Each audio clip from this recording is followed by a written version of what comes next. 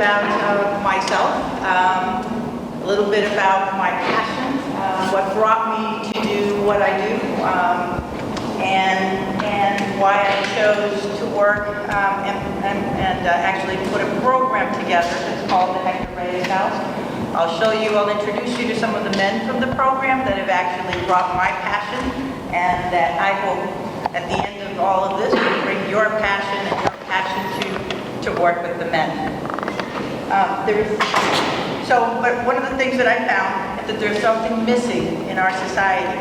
We live in a world that's connected 24/7 with news, Snapchat, Twitter, Facebook, Instagram, yet we are increasingly isolated. Despite our connectivity, we have less and less interaction with those around us. All too often, we have no community. I truly believe that this isolation has played a pivotal role in health and increasing rates of mental illness and addiction. I think that what we are missing is passion. The world will not truly change until we act with passion and not just compassion. Today I want to speak to you about my passion and not just compassion. And I want to tell you where I am today and how it got me to where I am today. Where did my passion come from? For me, it's hard to say. I was born in Cuba. I came here to this country as a child. Here's Cuba. I came in what was called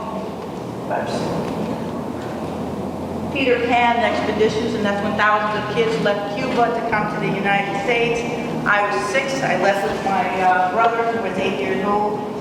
And I realized that my parents made a tremendous sacrifice sending me away from the uncertainty and the desperation that followed the revolution. While we were eventually reunited, I realized that this desperation ended up bringing a lot to me and how it changed my life. As I got older, I think that their sacrifice changed me. It changed how I viewed the world and my place in it. I felt the need to use the freedoms and the opportunity to their full advantage. I knew I had to do something that was worthwhile and worth the magnificent opportunities that now lay at my feet. It wasn't enough to be comfortable or to be successful. They had instilled in me a desire to make a difference and to pay it forward. It wasn't just my immigrant roots that led me to where I am today. I know a lot of my passion also came from my Sephardic roots. One of our favorite quotes was from the Talmud, which said, "When you save a life, you save the world." I always tried to follow the examples, the ideals I saw in my father. While he was never wealthy, he was always giving of his time and of his money for those who were less fortunate. He inspired me with his love and his desire to help others. Giving is the essence of life. What you get in return is immeasurable. While the path to get here was long and difficult at times, the decision to become a physician was an easy one for me. What better way to help people every single day? Even in my career, I knew I wanted to serve in underserved communities. I felt the passion not only to treat disease, but also to treat despair, improving lives, not only treating illnesses. As I worked, I saw how difficult my patients' lives were. I left the comfort of a medical office and brought my clinics to the Worcester Housing Authority and to outreach communities. Here it was clear what was missing, what was needed to make people healthy. It was not the newest medications or the newest treatments that I had. They needed someone.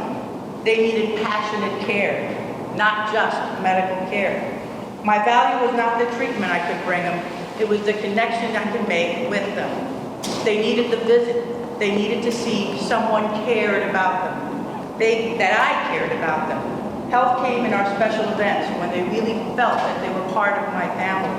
We celebrated holidays and special occasions together, 200 people laughing over a Thanksgiving dinner. They became my family. This is what made them happy, it made me happy, and I hope it added dignity and respect to their lives. Later in my life, I had the pleasure to meet Hector Reyes.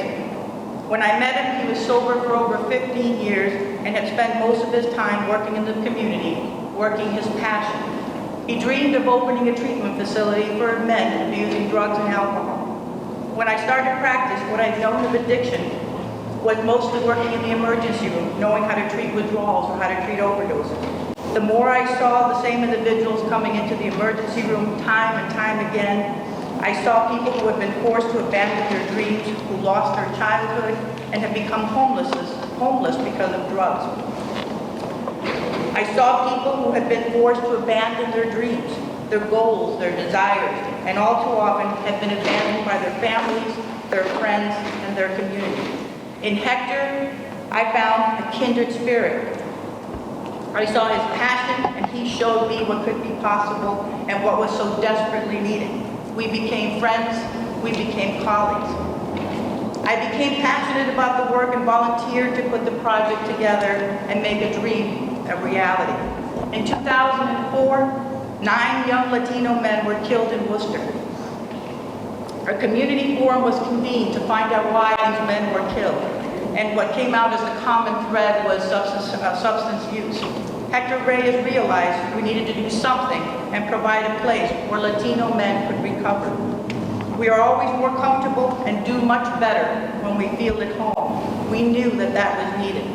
We wanted to create an environment that was culturally sensitive, where language and food was part of the foundation of the program, and to bring in a medical model of treatment for addiction. Together, Hector and I, along with a group of dedicated volunteers, worked for years. In April of 2009, we opened the Hector Reyes House. During this time, I worked for hours on this program, along with my full-time practice, and yet it never felt like I was working. I just enjoyed the process and loved what we were doing. This passion for this work, and for the men who needed our support, and if we were successful, I knew they had a much better chance to put addiction behind them. I want you to understand this passion and why we need to help these men. These men did not grow up wanting to be addicts. They have a disease that for the last 50 years has been treated with incarceration. They had a disease that first was treated as a moral weakness and now as a criminal activity, but never as a disease. Let me introduce you to some of the men so you can understand why when you hear these stories, the only thing you can do is help and try to change the situation and improve their lives. For me, it started at the age of 14 when I started drinking. We got older and all the kids started experimenting with other drugs. You know, as soon as I got word of it and I experimented with them with it, I started selling it. I was using, selling, partying type of situation. You know, growing up, you know, I come from a really good family where actually nobody suffers from this disease in my family, and you know, I started hanging around with the wrong crowd and wrong influences, and you know, as soon as I put a substance in my body, I fell in love. It all started with just smoking weed. You know, they were smoking it. I wanted to get in, be part of the crew, so I started smoking weed, and then it just progressed from weed to alcohol, and then to the heroin, cocaine. It wasn't like something that I wanted to do, actually. You know what I mean? I didn't grow up saying I wanted to be an addict. I wanted to live like this. No. It was just a decision that I made. You know what I mean? And there's consequences for every decision. When you hear about these lives, all you can think of, or at least all I thought of, is what can I do? Their stories are heartbreaking. 90% of these guys started at 13 years old smoking cigarettes, marijuana, and drinking alcohol. 80% of these men were homeless when they entered the program. PTSD, abuse, depression is all too common themes in their past. It was not easy to put this program together. Community groups fought against the treatment center. No one wanted them near us. No one wanted them in their backyard. We eventually received funding from the Massachusetts Department of Public Health, and in April of 2009, we opened the Hector Reyes House, a 25-bed residential treatment facility for Latino men suffering from substance abuse. Unfortunately, in July of that same year, Hector Reyes passed away, and this house serves as a legacy of his dreams and his passion. When you visit the Hector Reyes House, you will see a home, a place that can bring solace and allow our residents to recover from their addiction and realized that life's dreams are attainable. The residents were like my kids. I cared about them, and I wanted the best for them. I watched them grow, we talked, we traveled. My kids, just like the ones I raised, became my passion. A lot has changed. My thinking for one, my behavior, old habits, friends, family. Treatment has affected everything in my life. I'm doing schooling, I'm working, you know what I mean, things that I gave up on, you know, so I'm picking back up when I was at a good spot where I left off. I don't go back to the block no more. You know, I don't hang around with people that are doing the wrong thing. You know, I do what I have to do for my recovery, my meetings, my steps, go to work, you know, and it's great because I have a second shot at being a husband, a dad, a son, and for me, I wouldn't give that up for the world.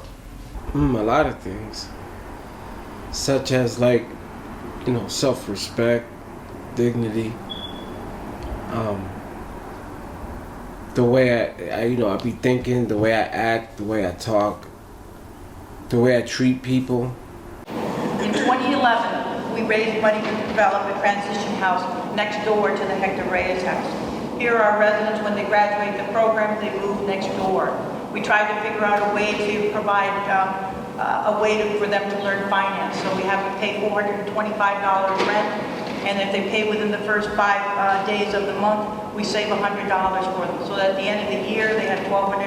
If they stay 2 years, they have $2,400 so they can move on and either get a new apartment or anything that they may need. We also, because they live next door, they're also part of the program. They interact with our counselors and the program next door, so they're not isolated and alone. And also, we provide the same medical care as we did in the program.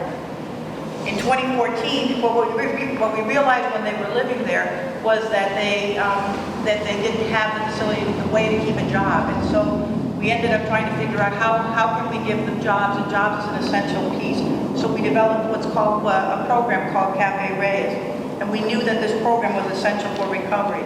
It was a place where they could learn skills, like getting to work on time, knowing how to dress, talking to customers, and most importantly, to take orders from a boss. We partnered with Quinsigamond Community College, and they taught the residents how to be, so all of them, all 25 took the course on how to become a prep chef and how to become, and get their Safe Serve certificate. It's a Cuban restaurant that also does catering. I wonder why it's a Cuban restaurant. We have been open to the public for a little over a year, and all of the men through the household came through the program. I smile every time I go there because it's an incredible sight to see. It's not only that they're working and they're learning to have a job, it's also that they're interacting with people. They get out of the world and sort of how they say they get out of their heads. And one of the reasons that people relapse is because they're isolated, because they're lonely, because they have no context. And being here and being in the community in that program, they're just a completely different person. I am 41 years old. I've never lived on my own. I've never held down a job. Okay? I've never had, you know, opportunities like I have now. Never. Working at the cafe at first was a little awkward because I'm more of a warehouse kind of guy, shipping, receiving, and unloading trucks. I've never waited before. At first I was nervous because, you know, people would know that the Cafe Reyes is a program of recovering addicts. I've always had this image of people always viewing us as, you know, as losers or as scum. But it was my disease playing tricks.